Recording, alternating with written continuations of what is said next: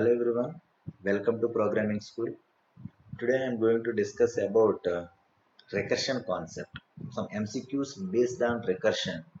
These type of questions are mainly asked in so many interviews like TCS. Mainly we are focusing on TCS. Okay, just jump into the coding questions.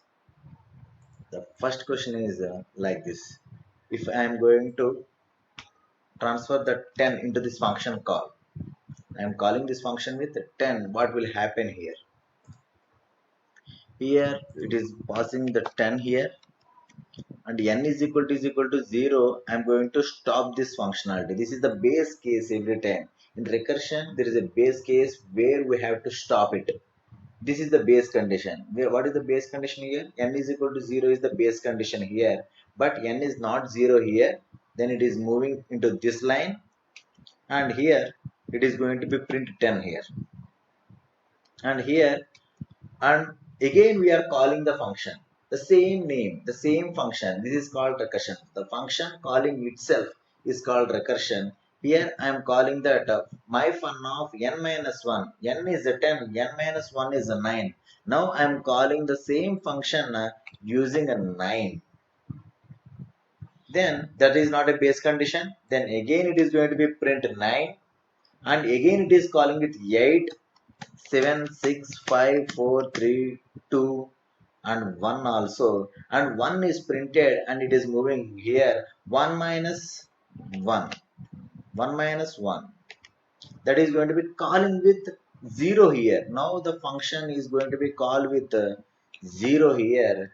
If n is 0, then the function is going to be stopped at this position. Then what it is printing? It is going to be printed 10 to 1. When we are going to execute, the output is going to be 10 to 1 here. And moving into next question. The same question, I'm passing 10 to the function here, but the base condition is also 0, the same, but the print statement is after the function call. What will happen now? If the function call is going to be coming with a 10 here, and the n is not the base case, n is not 0 here, and it is moving now, what is that? It is calling again with a 9 here. Then again it is calling with a 9, and 9, 8, 7, 6, 5, 4, 3, 2, and 1, and 1, and then it is going to be calling with 0 here. Then it is going to be calling with 0. Yes, if it is 0, it is going to be stop it. For what? For 0th condition, it is going to be stop, and it is going to be return. Then it is backtracking from 0, and now my function of 1 is called, right? Then this is got that return statement, return of something, return nothing. Then it is going to be print here 1. What is n value now? N value is 1, that's why it is printing 1 here. Then it is printing 1 and it is moving back here. Now what is n value? N value is 2, and 2 is printed 3, 4, 5, 6, 7, 8, 9, and 10. It is backing again, and the output is 1, 2, 3, 4, 5, 6, 7, 8, 9, 10. Yes, just look at the first program. If the print statement is before the function call, it is printing in a reverse manner, and if the print statement is after the function call, it is going to be print in a forward direction. Okay, then moving into the next one. The last two programs are not returning anything to the main program here. Here also it is not returning anything, but it is printing C value here. Based on this function call, the C value is going to be print. Just look at here, C value is a global variable. That means if any modifications are done in the function call, the function definition, if I am going to change the value of C, it is applicable in the main function also. Okay, now I am going to pass this function with a 2231. What is the output here? What is the input? 2231, 2231. the base case here is n is equal to 0. N is not equal to 0, then C becomes 1. 0 becomes 1 here. Then n is, I'm calling the same function again with n by 10. What is n by 10 value here? If I'm going to use by 10 here, now it is going to be 2 to 3. Now the new value is going to be 2 to 3 here. 2 to 3, 223. Then is it 0? No, not at all. Then C becomes 1 plus 1, that is going to be 2 here. Then again it is calling with 22. Yes, 22 is not equal to 0. Then C becomes incremented again. Then again it is divided by 10 and n becomes 2 here. Then it is going to be incremented again 4. Then 0 by 10, 0, that is going to be 0 here. 2 by 10, that is going to be 0. Then what is n value now? N value becomes 0. Now it is going to be it reaches the base case here and it is going to be returned. That's it. Then what is the C value after all the execution? After all the execution, the C value is 4. If I am going to execute it, it is going to be print 4 here. Why it is printing 4? How many digits are there here? Here 4 digits are there. That's why it is going to be print 4 here. If I am going to execute this one, this is going to be print 5. Why? Because it is 5 digit. For example, 223. If I am going to execute it, it contains only 3 digits, right? That's why it is going to be print 3 here.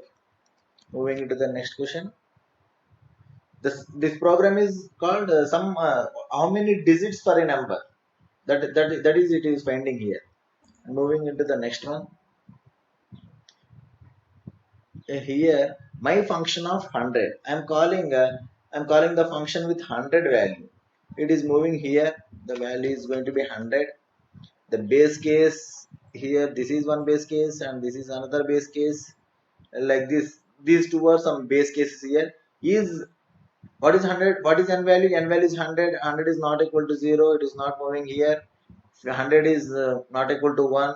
Here also it is false. Then moving here, is 100 is divisible by 2 or not? Yes, it is divisible by 2. That means 100 is an even number. Now I am calling the function with 100 by 2, that is going to be 50 here. 100 by 2, it is going to be 50. The same function is now calling with 50 here.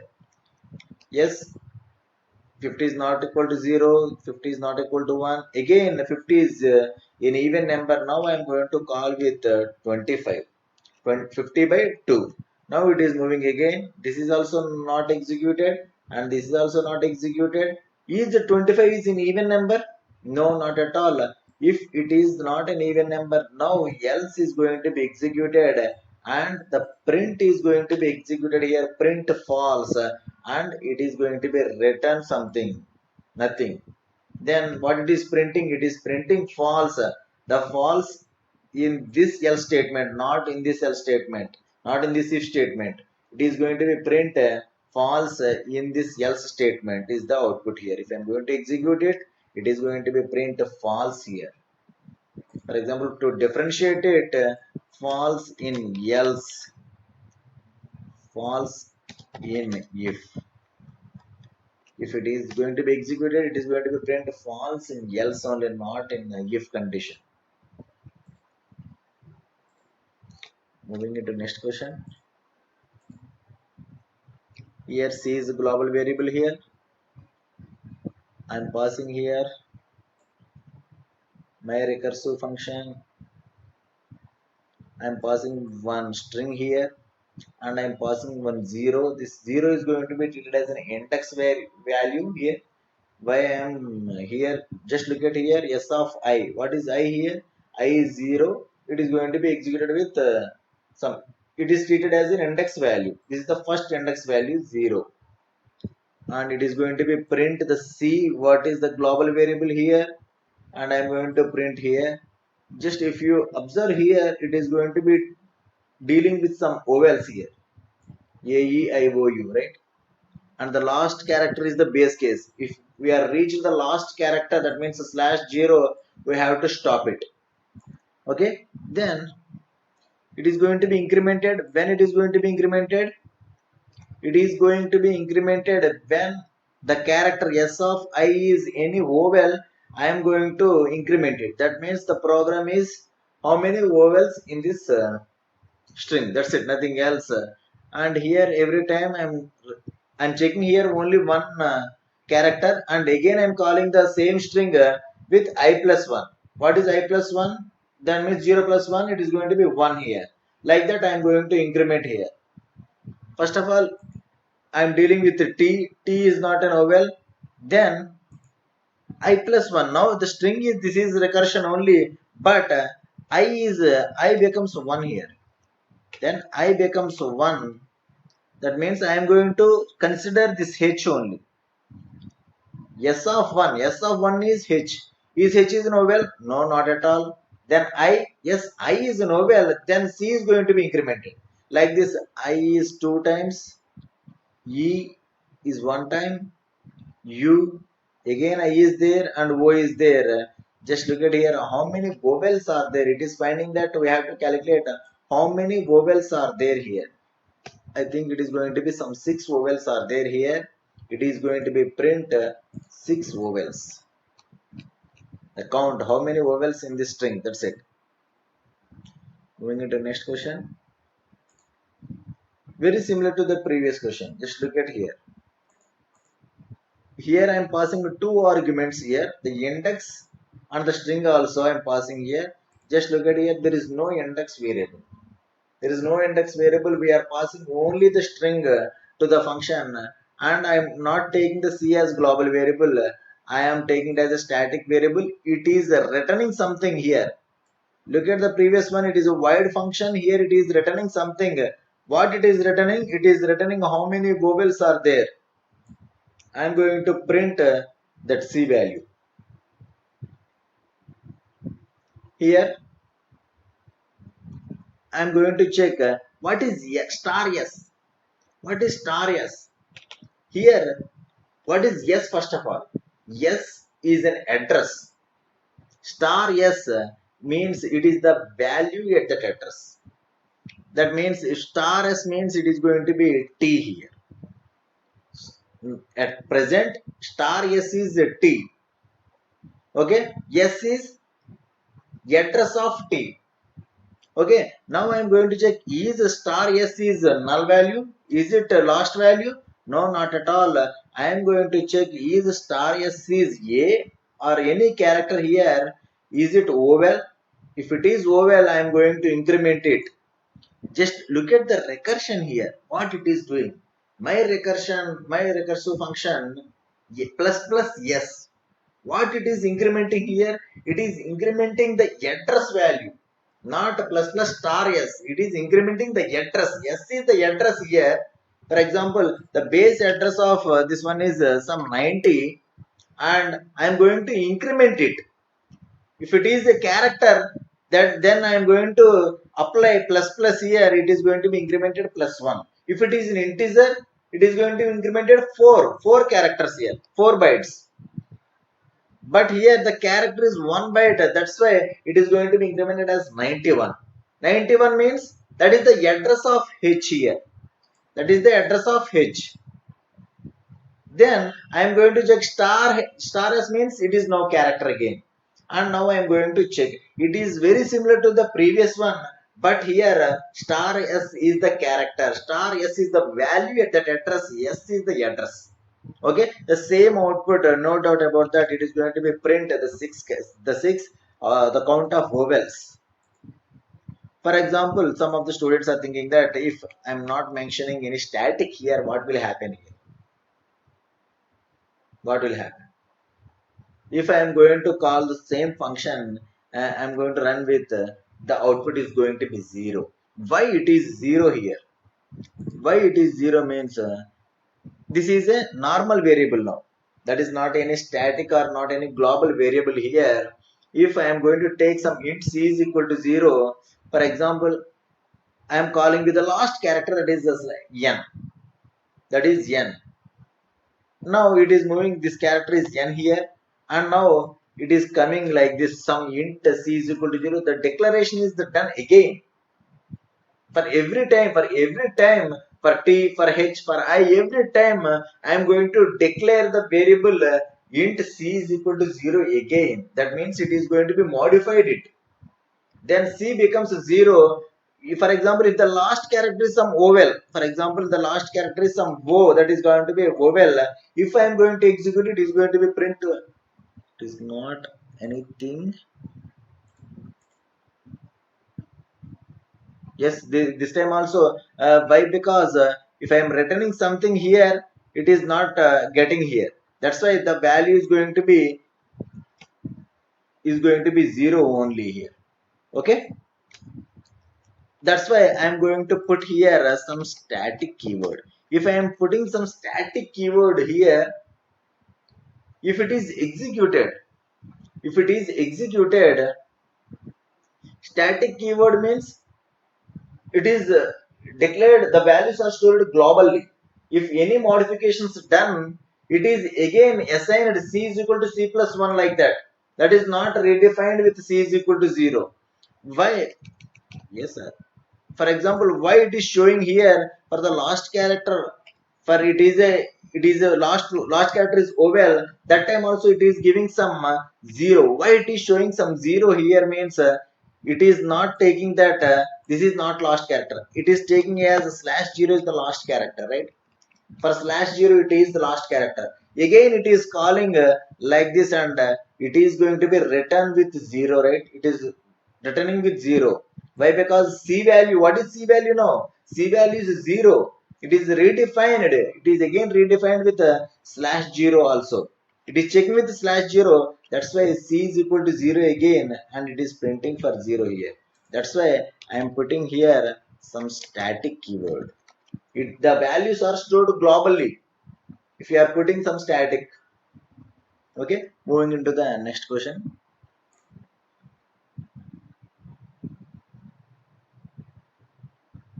Just look at here, some a is equal to 10, b is equal to 5.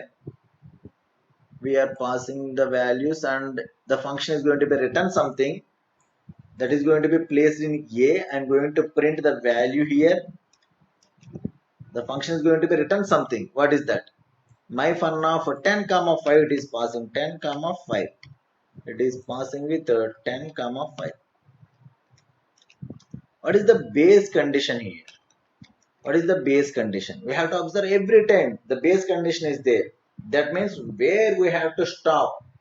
This is the base condition. What is that? If a is less than or equal to 0 or b less than or equal to 0. If any value is less than or equal to 0, we have to stop the execution and we have to return 1 here. And what is the output?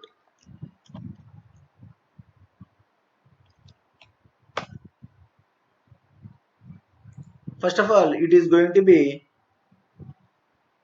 10 and 5, right? 10 and 5, and it is coming here like this. What is the value of a now? If any value is not equal, for example 10 is less than equal to 0, that is also false, and 5 is less than equal to 0, this is also false. Then it is moving into this function, return my fun of first of all we have to execute this one, not this one, we have to execute this one. What is the initial values of a and 10? A and b, it is going to be 10 and 5. It is going to be 10 and 5, and the values of 10 and 5. And now I am going to call this function the first branch. What is the first branch here? A minus 2 comma b plus 1. A minus 2 means it becomes 8 here, and the next one is b minus 1, that is 5 minus 1, that is going to be 4 here. This is the next step. And again it is moving into here with 8 comma 4. With 8 comma 4, again it is going to be executed this function only. This function only, it is again it is going to be, this is going to be 6, and 3, and again it is going to be executed with some 4 comma 2,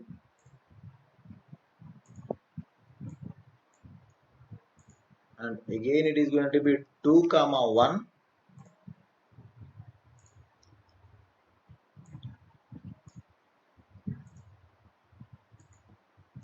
0 comma 0 here. The values become 0 comma 0 here. If any value is less than or equal to 0, we have to return 1 here. We have to return 1. If values are 0 here, we are going back. We are going back with 1 here. We are going back with 1. That means, for example, for 2 comma 1, the 2 comma 1, it is going to be 1 here. Then if the left part is done, then we have to do the right part. What is the right part? A minus 3 comma b minus 2. What is the values here? What is the values here for this one, for this part? For this part we have to do here, if this is returning 2 comma 1, then this is also some 2 minus 3, that is going to be minus 1, and this is going to be minus 1. Then for this position also it is getting here for 1. 1 plus 1, it is going to be written, 1 for 4 comma 2. If it is 4 comma 2, the left part is 2 comma 1, and what is the right part here? A minus 3 comma, what is the right part of this one? The right part of this one is 1 comma 2 minus 2 is going to be 0 here. That means any one value is 0, we have to stop it. For this also it is going to be written 1 here. Then 1 plus 1. Then again it is, here it is 1 plus 1. The value is going to be, here the value is going to be 2 here, not 1. It is going to be 2. 2 plus 1, it is going to be 3 here. It is going to be 3. For 6 comma 3, it is backtracking now. For 6 comma 3, one side values are 4 comma 2, and what is the right side values? 3 minus, this is going to be 3, and it is going to be 1 here. 3 comma 1, that is 3 minus 6 minus 3, and 3 minus 2, it is going to be 3 comma 1. If it is 3 comma 1, again we have to apply the left and right tree for this one. Again we have to apply left and right tree for this one. If it is 3 comma 1, what is this part? This is going to be 1 here. This is going to be 1 comma 0. For 1 comma 0, it is going to be written 1 here, and on the right hand side part is 0 comma some minus 1. For this this values also it is getting written 1 here. 1 plus 1, it is going to be written 2. Then 3 plus 2 is equal to 5. It is returning 5 values, 5 value. And I am going to write the right hand part for 8 comma 4. For 8 comma 4, it is going to be written here, it is going to be 5 comma 2. 5 comma 2 it is written. For 5 comma 2, these are also not non-zero values, non-negative values also, and we have to write some right and left tree. 5 comma 2. Here I am going to write some 5 comma 2 here. Sir, 5 comma 2 also it is going to be some right and left. And here for 5 comma 2, it is going to be 3 comma 1. Again it is going to be left and right again, and again it is going to be left and right, and here it is going to be for 3 comma 1 it is going to be 1 comma 0. That means it is going to be written 1 here. Then now the left part, and this one is also 0 comma minus 1, and it is also returning 1 here. 1 plus 1 it is going to be written 2 here. For 5 comma 2 it is going to be some 2 comma 0. That means this is 1 0 value, right? Then it is going to be written 1. Then 2 plus 1 is equal to 3, and it is going to be written like this. Now 5 plus 3 it is going to be 8. The left hand part of 10 comma 5 is finished. The output is going to be, what is the output for this one? The output of left hand part of 10 comma 5 is 8.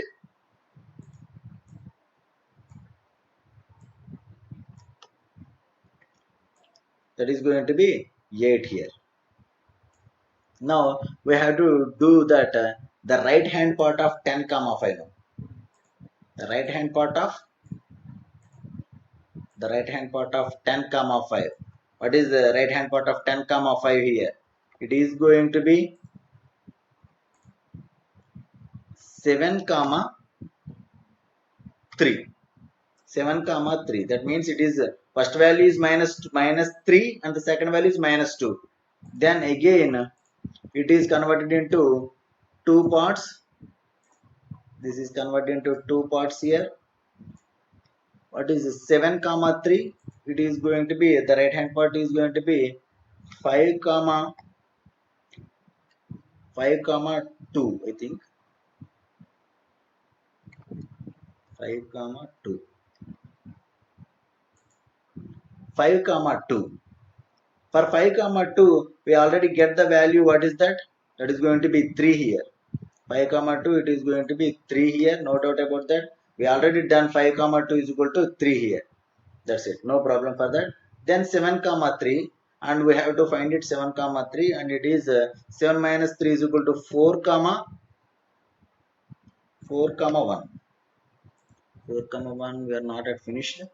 And again I am going to write here right and the left hand part of this one, and this is going to be some 2 comma 0, and this is 1 comma minus 1, and this is going to be written 1, and this is also written 1, and 1 plus 1 it is going to be 2 here.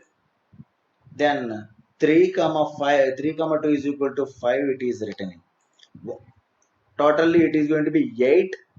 The left hand part is 8 and the right hand part is 5 here. We have to add it. The value is going to be 13. The output is going to be 13 here. If I am going to execute it, the output is going to be 13. The output is very simple, but the expression is going to be very big. Yes. And moving into the next one, I think if you are understand this one, I think, and moving into next one here,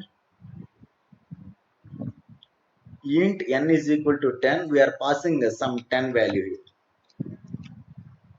Here I am passing to 10.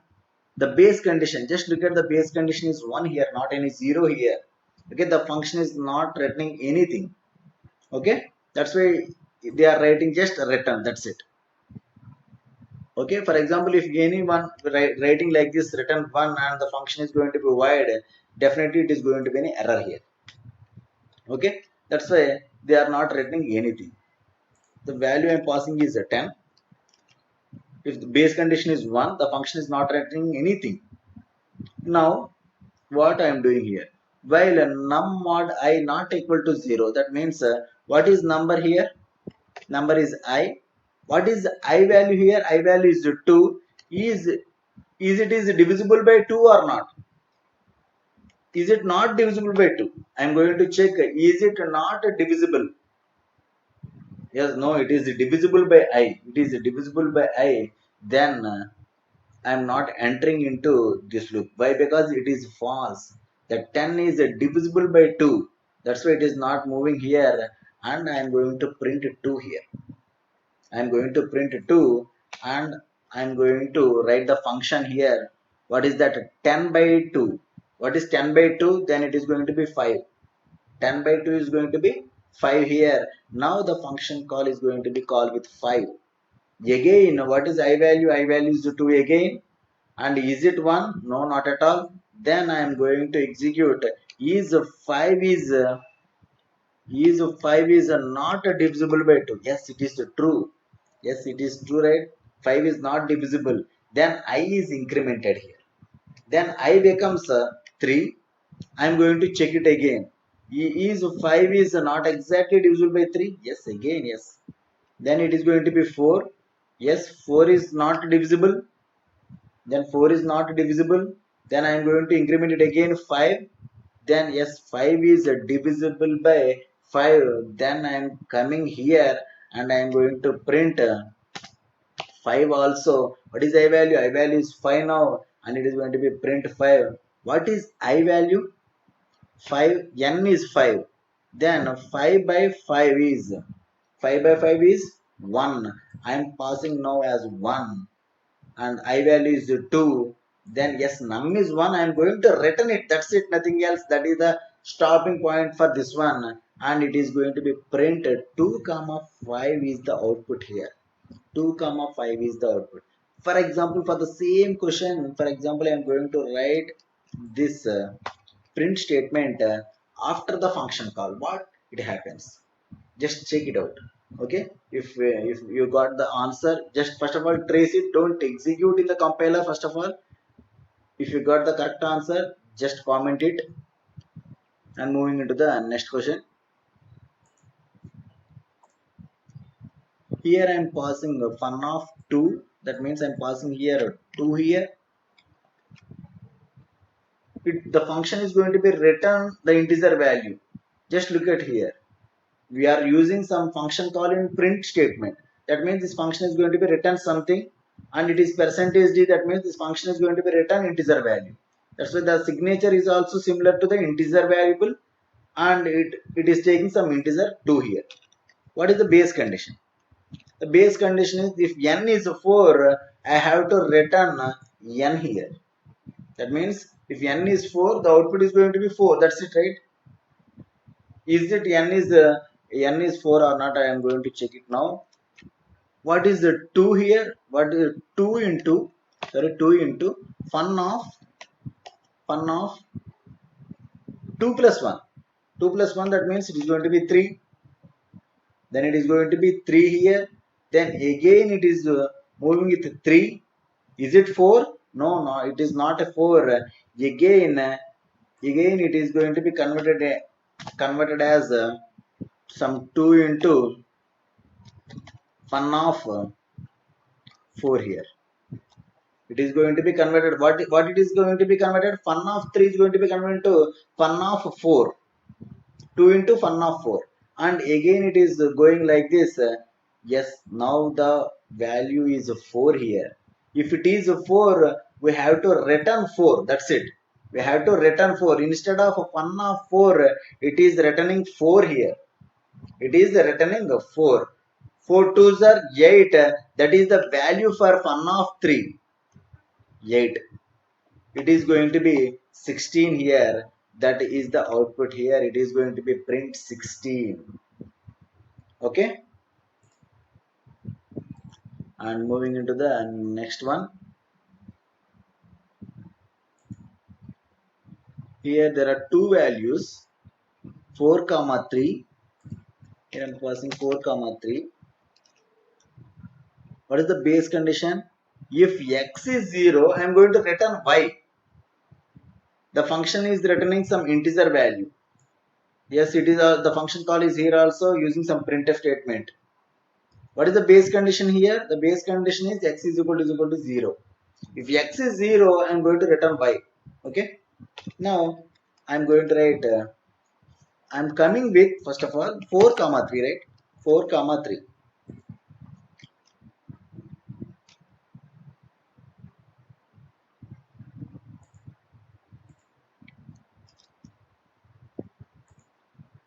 It is coming with 4 comma 3, and I am writing here some 4 comma 3. It is coming. here 4 comma 3 becomes 3. The first value becomes 3 comma 7. 3 comma 7. 4 plus 3 is equal to 7. Now it is coming like this, and again it is going to be like this, and it is going to be 2 comma 10. 2 comma 10. 3 plus 7 is equal to 10, and 3 is decremented by 1. And again it is going to be decremented like this. It is going to be 1 comma 12. It is going to be 1 comma 12. Again it is going to be working like this.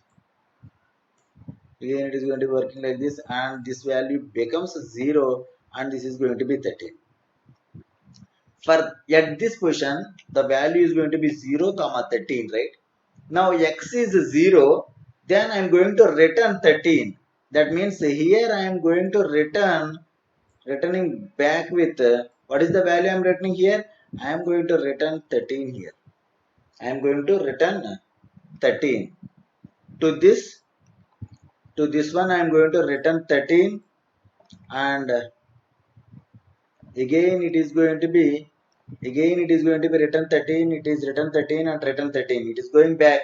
There is no addition also. There is just simply returning the value again back and back and back, and the value is going to be return 13 to the back here. It is going to be return 13 here, and it is going to be return 13 13, and like this finally it is going to be return 13 is the output here. And the next question, I am passing here n is equal to 25. What is the base condition here? N is equal to 0. That is the base condition here. The function is not returning anything. We are going to print only the values in the function definition itself. It is coming with 25. Is it 0? No, not at all. And now is 25 is divisible by 2? No, I am going to print is it divisible, and what is the remainder? What is the remainder here? 25 mod 2. What is the remainder here? If it is even number, the remainder is 0. If it is an odd number, that is going to be 1 here. It is going to be print 1. Okay. Now it is calling the function with a fun of 25 by 2. 25 by 2, that is going to be 12. Now it is calling with 12 here, not any 12.5 like that. Why? Because integer by integer it is giving some integer. Okay, that's why it is going to be 12 only. Now 12. 12 is not 0 here, and now I am going to print is it even number, right? Yes, it is an even number. Then I am going to print it is 0 and n by 2. That means 12 by 2, that 12 by 2, that is going to be 6 here. Yes, if 6 is not 0 and 6 is even number, and it is going to be print 0 here. And it is going to be print 0. Then 6 by 2, that is going to be 3. That is going to be 3 here. Now it is going to be 3. 3 is not equal to 0, and 3 is an odd number, then it is going to be print 1. Then 3 by 2. Then 3 by 2 means it is going to be 1. 3 by 2 is going to be 1, and it is coming with 1 here, and 1 is an odd number, and it is going to be print 1, and 1 by 2 it is going to be 0. If it is a 0, we are going back, we are returning the things back, and it is going to be print 1 0 0 1 1 1 0 0 1 1. The same question I am asking again. If you are printing this statement after the function definition, after the function call, the recursion call, then what is the output here? Just first of all execute manually and try to comment it out. Okay, just don't execute it, just understand the concept and try to execute manually and guess the output. Okay, then moving into the next one, I am passing here some 10. Again, just look at the statements like 7, this one and this one. These are the recurrence relations here. We are doing some left and right combinations every time. Okay, this is some left hand side, some part is there, right hand side, some part is there. After total evaluation of left hand side, we have to do the right hand side. It is very similar to the seventh question. It is also very similar to the seventh question here. Just this question also I'm giving some work to you. Just again say take some diagram and you have to write some tree like that, like this, and just work it out and guess what is the output of this one also. Okay, that's it for today. I think you enjoy this one, total topic of recursion everything. Thank you guys.